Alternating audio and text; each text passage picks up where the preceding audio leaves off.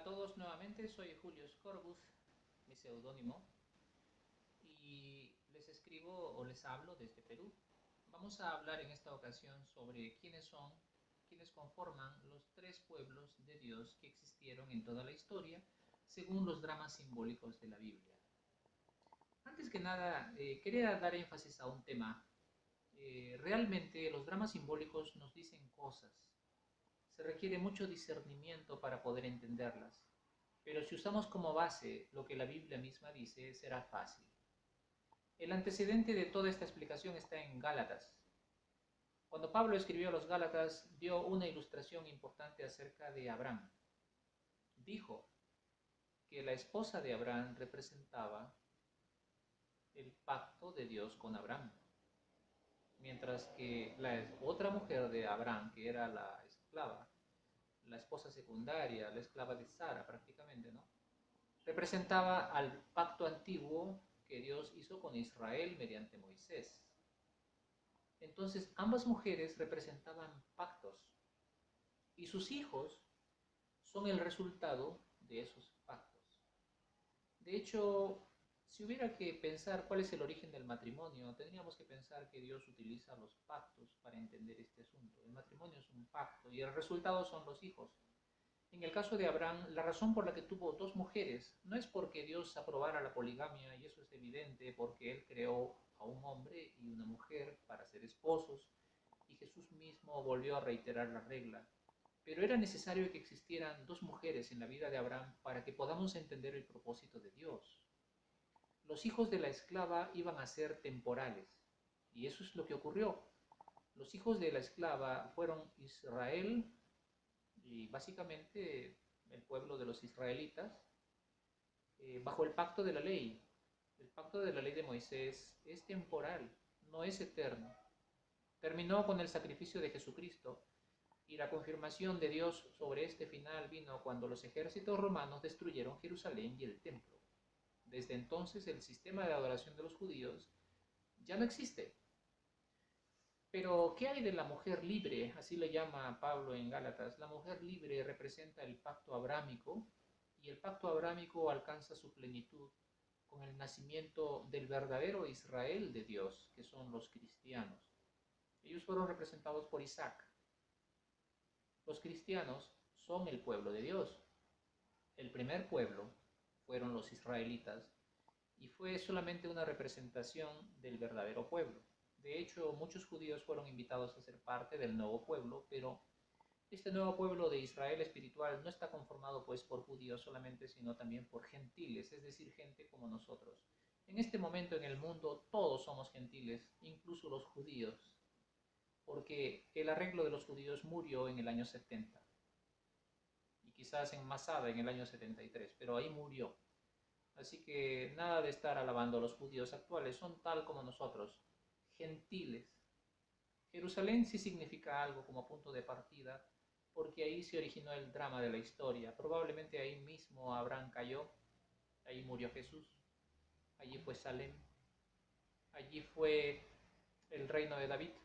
Quizás ahí estuvieron los dos árboles del Edén, el árbol del conocimiento de lo bueno y lo malo en el monte Sión, que representa el gobierno, y el árbol de la vida en el otro monte, el monte Moria, donde está el templo, donde estaba el templo, que representa pues el sacerdocio o el trabajo de Jesús como liberador y dador de vida a la humanidad.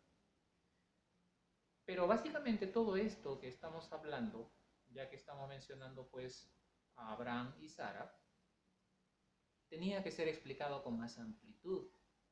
¿Por qué? Porque en realidad hubieron dos cristianismos.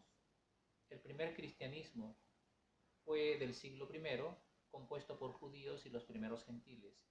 Y después de un enorme lapso de falsedad, mentiras, con las iglesias falsas que surgieron, la mala hierba que tapó el trigo, llegó el tiempo del fin y volvió a surgir el verdadero cristianismo. Hubo una restauración, así que el cristianismo tenía dos fases. Y para entender esto, Jehová utilizó una ilustración adicional. Fue mediante Jacob. Y aquí es donde viene lo interesante. Jacob tuvo dos esposas genuinas y dos concubinas, dos esclavas, una perteneciente a cada esposa. Las dos esclavas, que eran Bila y Silpa, representaron a Israel. ¿Por qué fueron dos? Bueno, la única explicación que se me ocurre en esto es que hubo dos instancias de Israel, ¿no? La primera murió cuando fue destruido el primer templo y la segunda murió cuando fue destruido el segundo templo, ¿no? Básicamente, eso es lo primero que se me ocurre. La otra posibilidad es que Israel fue dividido en dos partes, ¿no? La parte norte, que se llamaba Israel específicamente, y la parte sur, que es Judá, ¿no? La parte norte con su capital en Samaria y la parte sur con su capital en Jerusalén. Así que pienso que por esa razón hubieron dos mujeres. Y de hecho en Ezequiel se habla, ¿no?, de la prostitución de dos hermanas. Pero bueno, las esclavas siguieron representando el sistema antiguo, el sistema temporal que pertenecía a Israel. Pero ahora viene la cuestión de las dos esposas. Las esposas representan al cristianismo, pero la primera esposa representa el cristianismo inicial. Y es un hecho que en la primera esposa hubieron muchos más hijos, 6 hijos varones y una mujer. Ahí estuvieron la tribu de Judá, Simeón, Leví. De esas tribus vino los judíos actuales, ¿no? Incluso la tribu de Judá, eh, y muchos más. Así que fue una de las mujeres de Abraham la que tuvo más hijos. Sin embargo, Jacob tuvo una preferencia especial por Raquel. Y Raquel definitivamente tiene que ver con el evento final de los tiempos, porque Raquel era estéril. La esterilidad en la Biblia representa el periodo de espera que pasamos nosotros al esperar que venga la simiente prometida, el Hijo del Hombre, el Mesías. Los dolores de parto de Raquel representarían la gran tribulación. Sin embargo, la Biblia nos da una pista. En el capítulo 33 de Génesis, cuando comienza a explicar eh, las tres familias, se da una clave para entender este asunto. Jacob divide a sus familias en 3 grupos, y esta es la secuencia. Él estaba yendo a encontrarse con Esaú. En esta ilustración bíblica, Esaú representa a Jehová. ¿Por qué? Porque si usted lee el relato va a darse cuenta de que Jacob le dice a Esaú que verlo a él era como ver el rostro de Dios, así que esa es la clave. Para esta ilustración, Esaú representaba a Jehová. Pero ¿qué hace Jacob? Con miras a ganarse el favor de Esaú, porque estaba en una situación de deuda con él, temía por su vida, Jacob divide a su familia en 3 grupos. El primer grupo estaba compuesto por las esclavas y sus hijos. El segundo grupo estaba compuesto por Lea y sus hijos. Y el tercer grupo estaba compuesto por Raquel y su único hijo en aquel entonces. Benjamín no había nacido. Entonces, hubieron 3 pueblos de Dios. Y Jacob se inclinó 7 veces delante de su hermano. 7 veces representa 7 tiempos. Este relato nos está diciendo que antes del principio de cada pueblo de Dios hay un periodo de 7 tiempos. Y es real. En las investigaciones que he realizado, yo me he apoyado en hombros de otros, lo reconozco, pero he tenido que usar mi propio discernimiento sobre esto. En las investigaciones que he realizado, se ve claramente que antes de que la nación de Israel llegue a ser una plenitud, antes de que venga el príncipe del ejército de Jehová, que es nada menos que Jesús en su existencia prehumana, hubo un periodo de 7 tiempos que empezó con la expulsión de Adán del jardín de Edén y terminó con la entrada de Israel en la tierra prometida. Son 7 tiempos de 360 años, 2520 años, que salen de 3993 hasta 1473 antes de nuestra era. Ahí va. Un periodo de 7 tiempos que precede al pueblo de Israel. Y el Mesías aparece al final en la forma del príncipe del ejército de Jehová. Los que leen Josué capítulo 6 pueden entender esto. El segundo pueblo es el primer cristianismo, los hijos de Lea.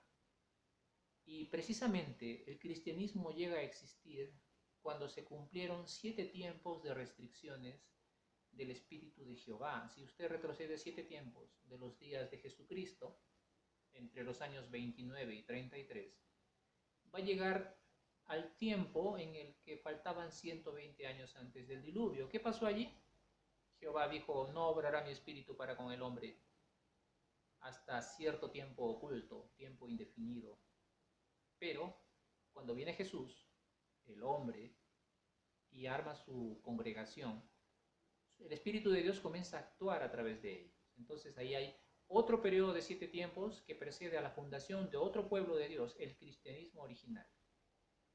Y finalmente, con el conocimiento que adquirimos de la Biblia, llegamos a entender que entre 1914 y 1918 se formó otro pueblo de Dios, el cristianismo restaurado. Ellos llegaron a ser después conocidos como los testigos de Jehová. Es inevitable, no conozco otro grupo que haya cumplido esa profecía. Y ellos calcularon que los 7 tiempos finales terminarían entre 1914 en adelante. En mi opinión, por ahí va la cosa. Y se cumplió. Así pues, Jacob se inclinó 7 tiempos y cada uno de sus pueblos son sus hijos. Israel, el primer cristianismo y el segundo cristianismo.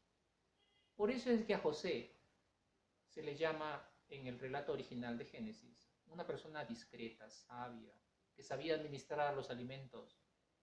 Y es evidente, pues, que José representa al esclavo fiel y discreto, o como dicen las traducciones evangélicas, el siervo fiel y prudente.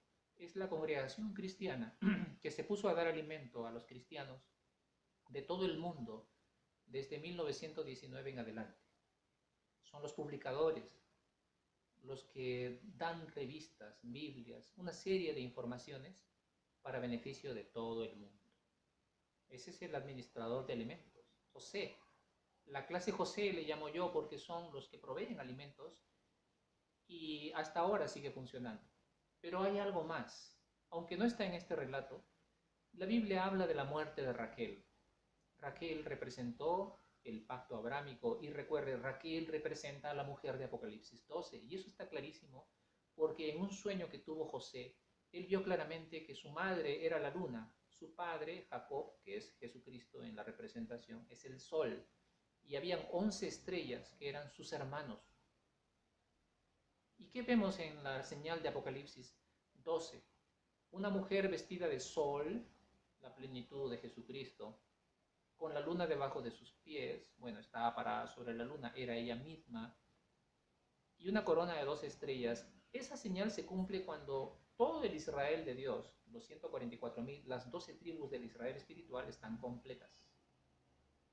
Pero se cumple cuando muere, cuando se cierra el pacto de Dios con Abraham. ¿Por qué? Porque el objetivo de este pacto es dar el cuerpo de Jesús, su iglesia, su congregación, completamente, su novia. Cuando se sella hasta el último de los 144.000, se cumple esa señal y tenemos una corona de 12 estrellas. Y la última tribu que conforma ese Israel espiritual, si mira la secuencia de Apocalipsis 7, es Benjamín y la precede José. Benjamín sería la última tribu de 12.000 sellados. Es interesante que actualmente hayan aumentado las personas que se consideran escogidas para gobernar con Jesucristo. Son 12.000 sellados. Quizás esa sea la explicación. Bueno, los JW lo entienden mejor. Si miran el informe anual de la asistencia a la conmemoración, verán que efectivamente ha llegado a casi 16.000 asistentes. Algunos deben ser de la clase José, pero muchos nuevos están participando de los emblemas, así que esos deben ser de la clase Benjamín. Curiosamente, Benjamín nació cuando Raquel murió. Y dice la Biblia que Raquel muere cuando faltaba un trecho de tierra hasta Belén. Y eso es fácil de entender. Benjamín, la última clase escogida, nace cuando falta poco tiempo para el reino de Dios. El reino de Dios es representado por Belén, la ciudad de David. Así pues, el drama simbólico nos está diciendo de que el cristianismo final tiene dos fases. La fase de José, que nació como el esclavo fiel y discreto entre 1914 y 1919, y la fase de Benjamín, los últimos sellados. Según el entendimiento que tenemos, el pacto abrámico se cierra este año, en 2018, así que es muy probable que la clase Benjamín aparezca en estos días. Y después, ¿qué viene? El trecho de tierra que nos lleva a Belén, el fin de los tiempos. Al final, José y Benjamín pertenecen a la misma madre, son el cristianismo de los últimos días. Si su congregación, si su iglesia no entiende estas cosas, es porque Jehová no permite que lo entienda. Para poder entender esto, usted necesita una base. Por eso, siga aprendiendo. Bueno, eso es todo lo que quería compartir por ahora. Suscríbase al canal si desea más información. Nunca olvide de dejar sus preguntas o sus sugerencias sobre qué tema desea que hable. No soy mucho de polemizar ni de ponerme a discutir cosas que he investigado, porque la verdad, sinceramente, ya no queda tiempo para discutir nada. Las cosas que van a venir, van a venir. Gracias por escucharme y que tengan buen éxito y bendiciones. Nos vemos pronto. Pronto. Chao.